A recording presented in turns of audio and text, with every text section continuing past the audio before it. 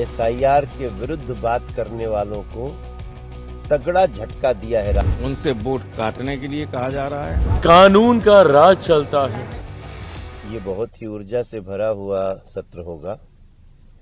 जिस प्रकार से लगातार राज्यों का प्रचंड आशीर्वाद एनडीए को, नरेंद्र मोदी जी को मिल रहा है, उसकी प्रतिध्वनि होगी इस बार के सत्र में।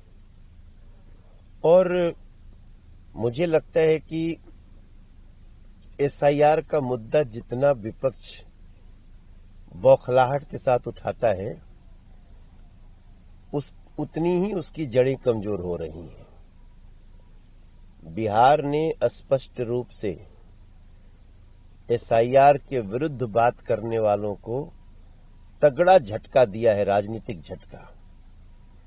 और जो जो इसके विरुद्ध बात करेगा उसको भारत की जनता ऐसी राजनीतिक पटक देगी कि उसको दोबारा खड़ा होना बहुत मुश्किल होगा। आखिरी सवाल है, दिल्ली की 12 नगर निगम की सीटों पर आज चुनाव हो रहा है। कैसे देख रहे हैं? आप पार्टी बीजेपी में बड़ा कड़ा मुकाबला यहाँ पर दिखाई दे रहा है।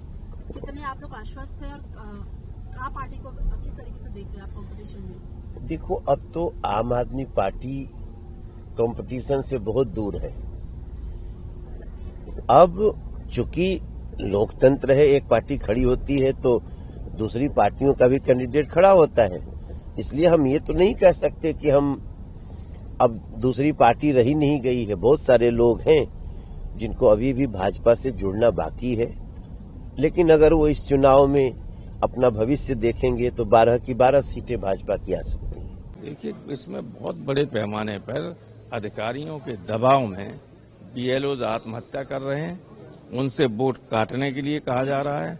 उनको अलग, जैसे हमारे यहाँ इटावा है, इटावा में सारे लोगों को कैटेगरी सी में डाल दिया है।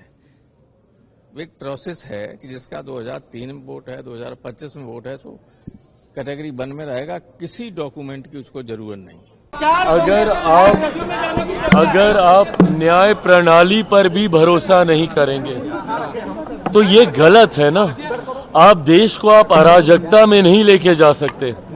कानून व्यवस्था जिसके ऊपर और कोई नहीं है, कानून के सामने हर कोई एक बराबर है और भारत में कानून का राज चलता है। न्याय प्रणाली पर भी अगर कोई भरोसा नहीं करेगा तो इस सोच के बारे में कुछ नहीं कहा जा सकता। भारत की न्याय प्रक्रिया जिस तरीके से बिना कोई पक्षपात किए सत्य के साथ न्याय की स्थापना के लिए कार्य करती है, ऐसे में अगर आप उसको भी किसी राजनीतिक दल के दबाव की बात कहेंगे तो आप बुनियादी ढांचे के ऊपर प्रहार कर रहे हैं। आप न्यायिक ढांचे पर प्रहार करके कहीं ना कहीं अराजकता का माहौल देश में उत्पन्न करना चाह रहे हैं। तुष्टीकरण की राजनीति से आप भेदभाव की भावना को भड़काने का प्रयास कर रहे हैं, ये गलत है। आज शीतकालीन सत्र का शुरू होने से पहले ऑल पार्टी फ्लोर लीडर्स का मीटिंग बहुत अच्छा से और बहुत ही सार्थक रही है। मैं सारा पॉलिटिकल पार्टीज के फ्लोर लीडर्स को धन्यवाद देता हूं। सबने पार्टिसिपेट किया और अपना अपना पार्टी का पक्ष को रखा है। हमारे सरकार की ओर से आदरणीय रक्षा मंत्री राजनाथ सिंह जी, आदरणीय नेता सदन राज्यसभा जेपी नड्डा जी, मैं, मेरे दोनों राज्य मंत्री साथी, हम लोग पूरा नोट किए हैं और जितने सुझाव आज पॉलिटिकल पार्टीज के फ्लोर लीडर्स का आए हैं, हम उसको विचार करके फिर आगे बिजनेस एडवाइजरी कमिटीज में पेश किया जाएगा और हाउस में कौन सा मुद्दा किस पे चर्चा करना चाहिए, ये सब प्रक्रिया है, आप सब जानते ही हैं। कुल मिलाकर के 40 कितना है टोटल, 36 पॉलिटिकल पार्टीज और 50 लीडर्स अटेंड किए हैं इस पार्टी में, इस मीटिंग में। ऑल पार्टी जो लीडर फ्लोर लीडर्स का मीटिंग में 36 political parties and 50 leaders participated.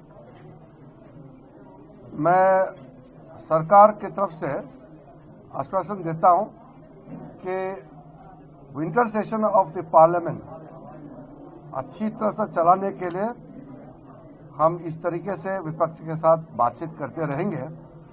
साथ साथ मैं विपक्ष पार्टी नेताओं से भी अनुरोध करूंगा कि पार्लियामेंट को अच्छी तरह से चलाने में सहयोग करें। लोकतंत्र में विशेष करके पार्लियामेंट्री डेमोक्रेसी में गतिरोध होता है।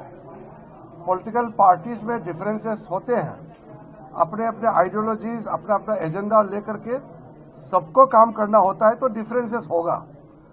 डिफरेंसेस के बावजूद भी अगर हम सब ये तय करें कि हाउस डिस्टर्ब नहीं करना चाहिए, जो भी विरोध करना है सदन में बात करके विरोध करना है, सदन को हम किसी तरीके से बंद नहीं करना चाहिए।